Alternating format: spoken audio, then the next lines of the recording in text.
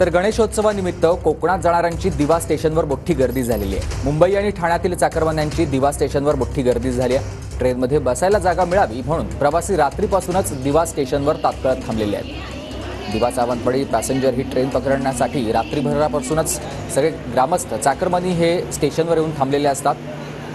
ट्रेनमध्ये जागा मिळावी हा एकच उद्देश असतो, कारण कोकणात जाणाऱ्या गणेशोत्सवात जाणाऱ्या चाकरमान्यांची संख्या फार मोठ्या प्रमाणावर असते। आणि ही दृश्य आहेत दिवा रेल्वे स्थानकावरची। दिव्यावरून गावाला जाण्यासाठी कोकणात जाणाऱ्या या चाकरमान्यांसाठी विशेष ट्रेनची देखील सुविधा करण्यात आलेली आहे। मात्र प्रवासी संख्या अधिक असल्यामुळेच स्टेशनवर मोठी गर्दी झालेली पाहायला मिळते। एका बाजूला मुंबई गोवा महामार्गावर सध्या वाहतूक कोंडी झालेली आहे, वाहनांच्या लांब रांगा लागलेल्या आहेत, तर दुसऱ्या बाजूला दिवा रेल्वे स्थानकावर देखील चाकरमान्यांची मोठ्या प्रमाणात गर्दी झालेली पाहायला मिळते।